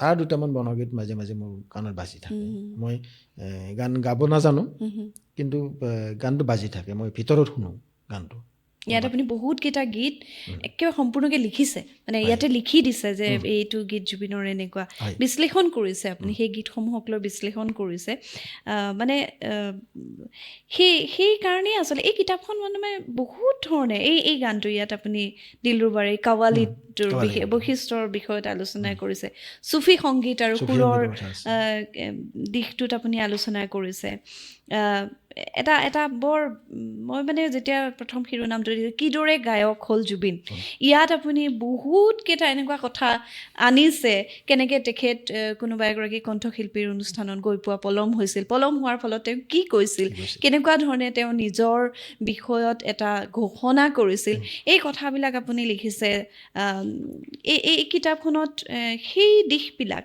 আৰু মই এটা কথা চালোঁ যে আপুনি এতিয়া ধৰি লওক ইয়াত শেষ হৈছে ইয়াৰ পাছত আহিল মুক্তি উভতি চাব নলগাকৈ তাৰপিছৰখিনি পাঠকে ভাবিব নহয়নে সেই কথাখিনি আৰু কিছুমান আছে ইয়াত কিছুমান খুব ইণ্টাৰেষ্টিং বিষয় আছে পলিটিক্স কৰোঁ আহা বন্ধু য'ত নেকি জুবিনে কৈ গ'ল পলিটিক্স নকৰিবা বন্ধু ইয়াত পুলিন্দাই লিখিছে জুবিন গাৰ্গৰ বিষয়ে কিতাপখনত পলিটিক্স কৰোঁ আহা বন্ধু কিনো লিখিছে আপোনালোকে নিশ্চয় কিতাপখন পঢ়িলে গম পাব আৰু সেই নিবন্ধটো মোৰ বৰ ভাল লাগিলে ইয়াত আপুনি এই যিটো কবিতা জুবিন গাৰ্গৰ সেই বিশেষ কবিতাটো আপুনি লিখিছে ইয়াতে প্ৰথমতেই দিছে গছৰ দৰে ওখ হ'ব খোজোঁ মই আৰু শেষত আপুনি ৱাটাৰ পানী যিটো জুবিন গাৰ্গৰ কবিতা সঁচাকৈ সেই কবিতাটো কাভাৰত দিছে বৰ সুন্দৰ হৈছে গোটেই কিতাপখনৰ যি উপস্থাপন শৈলী খুব সুন্দৰ হৈছে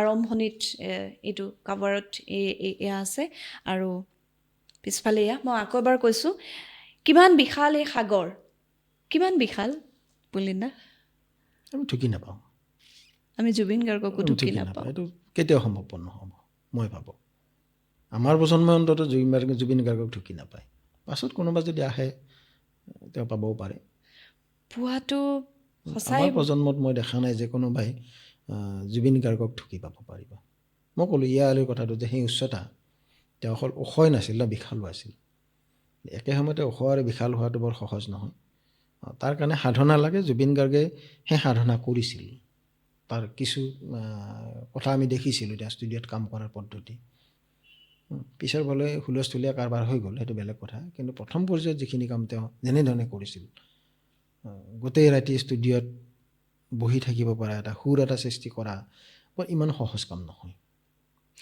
পুলিন্দাই যে এই কথাখিনি কৈ আছে তেওঁ মুঠেও স্তাৱক হৈ কথাখিনি কোৱা নাই কিয় কৈছোঁ জানে তেখেতে পাতনিতে এটা কথা লিখিছে মই জুবিন গাৰ্গৰ অপ্ৰশ্ন অনুৰাগী নহয় প্ৰশংসক প্ৰশংসক নহয়, অপ্ৰশ্ন, মানে প্ৰশ্ন নকৰাকৈ জুবিন গাৰ্গে যি কৰে তাকেই ভাল বুলি কোৱা মানুহজন পুলিন কলিতা দাদা নহয়। কিন্তু তেখেতে যিটো কথা ক'লে, ইমান বিশাল, ইমান ব্যাপ্তি, ইমান উচ্চ জুবিন গাৰ্গ, যে তেওঁক ঢুকি পাবলৈ তেখেতৰ প্ৰজন্ম, হয়তো আমাৰ প্ৰজন্ম, আমাৰ পিছৰ প্ৰজন্ম বৰ সহজ নহ'ব। ইজনেই জুবিন গাৰ্গ। পুলিন্দা বহুত বহুত ধন্যবাদ। আজি আমি বহুত কথা পাতিলোঁ। মই নাজানো কিমানখিনি মই পাৰিছোঁগৈ ঢুকি পাবলৈ বিষয়খিনি, কিন্তু এইটো মোৰো এটা যাত্ৰা হৈ আছে আচলতে। জুবিন গাৰ্গক জনাৰ বুজাৰ এটা যাত্ৰা যেন কোনোবাখিনিত কৰি আছোঁ। আৰু আপুনি যিখিনি দিলে আজি কথাৰ মাজেৰে, এই কিতাপখনৰ মাজেৰে আপুনি কৈছে যে হয়তো এই যে কয় ন, বহুত সংস্কৰণ বিক্ৰী হোৱা কিতাপ এখন নহ'বও পাৰে, কিন্তু এই কিতাপখন প্ৰথমৰ পৰা শেষলৈকে যিজন পাঠকে পঢ়িব, তেওঁ জুবিন গাৰ্গৰ বিষয়ত বেলেগকৈ আৰু কেইবাটাও কথা ভাবিব পাৰিব, ভাবিবলৈ বাধ্য হ'ব, নহয়নে? মই সেই আশা কৰিয়ে কিতাপখন লিখিছোঁ। জুবিন হয়। গাৰ্গ, মই ক'লোঁ যে যদিও 6 দিনত লিখা কিতাপ, জুবিন আমাৰ লগত প্ৰায় 30 বছৰ ধৰি আছে, আমি একেলগেই আছোঁ। আৰু সেই জুবিন গাৰ্গজনে ইয়াত আহিছে, সেইকাৰণে মই কিতাপখন এডিট কৰিব লগা হয়। মই এটা বাক্য নতুনকৈ দুবাৰ লিখা নাই ইয়াত, কোনো এটা বাক্য এফালৰ পৰা আহি গৈছে। মই মোবাইলত জাষ্ট টাইপ কৰি গৈছোঁ, আহি আছে প্ৰতিটো গান লগে লগে আহিছে। কেৱল মই ঘূৰাই চাইছোঁ যে লিৰিকখিনি শুদ্ধ আছে নে নাই, সিমানহে। ভাবিব লগা নাই যে এই বিষয়টো এনেকৈ আহিছে, এই বিষয়টো তেনেকৈ আহিছে। আৰু অন্য কিতাপত কৰাৰ দৰে মই কোনো পৰিকল্পনা কৰিও কিতাপখন লিখা নাছিলোঁ। এইবাৰ এইটো চেপ্টাৰ লিখিম, তাৰপাছত এইখিনি কথা লিখিম, তাৰপিছত গোটেই বস্তুটো স্বতঃস্ফূৰ্তভাৱেই আহিছে। তাৰমানে জুবিন গাৰ্গজন মোৰ ভিতৰত মই গম নোপোৱাকৈ আছিল। এতিয়া কিমানখিনি মই ক'ব পাৰিছোঁ মই নাজানো।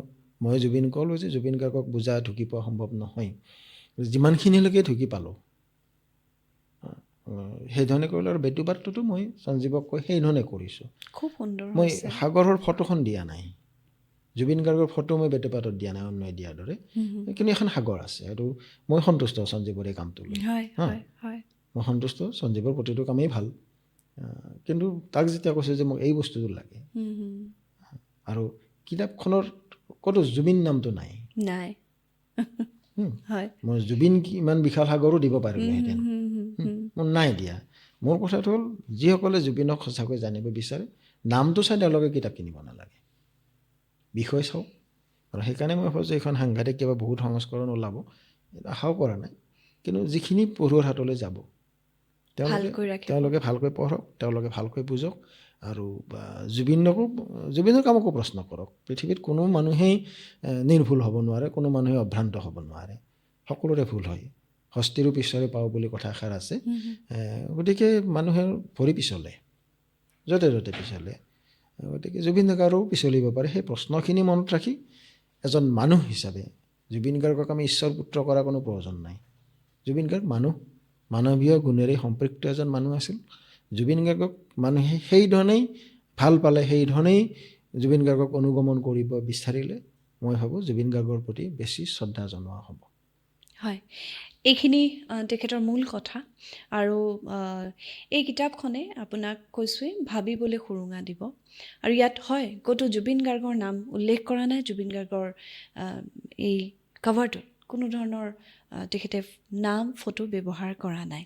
গতিকে তাৰ পিছতো আপোনালোকে এই কিতাপখন পঢ়িলে জুবিন গাৰ্গক বুজিবলৈ, ভাবিবলৈ, সেই দৰ্শনটোক উপলব্ধি কৰিবলৈ, আৰু সকলোতকৈ ডাঙৰ কথা, বহুত প্ৰশ্ন আপোনাক এই কিতাপখনে কিন্তু দিব। আপুনি ভাবি থকাতকৈ কথাটো অকণমান বেলেগো যে হ'ব পাৰে, সেইধৰণে বুজাবলৈও কিন্তু এই কিতাপখনে যত্ন কৰিছে। আৰু সেইকাৰণে আজি আনস্ক্ৰিপ্টেড উইথ আৰ্চিত আমি কিমান বিশাল এই সাগৰ, এই কিতাপখনক লৈ, এই কিতাপখনৰ আঁৰৰ কিছু কথাক লৈ আলোচনা কৰিলোঁ। আপোনালৈ পুনৰবাৰ ধন্যবাদ। নতুন বছৰৰ আন্তৰিক শুভেচ্ছা, শুভকামনা যাচিলোঁ। তোমালোকেও ধন্যবাদ থাকিল, ইমানখিনি কথা ক'বলৈ সুযোগ দিলা। তোমাৰ প্ৰশ্নৰ উত্তৰ মই কিমান দিব পাৰিলোঁ মই নাজানো, তথাপি প্ৰতিটো আকস্মিক প্ৰশ্নৰ আকস্মিক উত্তৰ, গতিকে ছেশ্যনটো মই উপভোগ কৰিলোঁ। ধন্যবাদ দিলোঁ তোমাকো। ধন্যবাদ। প্ৰিয় দৰ্শক, আজিৰ অনুষ্ঠান আমি ইমানতে সামৰিব লাগিব। নতুন বছৰটো আপোনাৰ বাবে বৰ প্ৰত্যাশাৰ বছৰ হওক, সুখকৰ হৈ আহক। আপুনি দেখা সপোনবোৰ এই নতুন বছৰটোৱে বাস্তৱ কৰি তোলক। আপুনি কুশলে থাকক। আপোনালৈ বহুত শুভকামনা, বহুত মৰম, বহুত ভালপোৱা। ধন্যবাদ।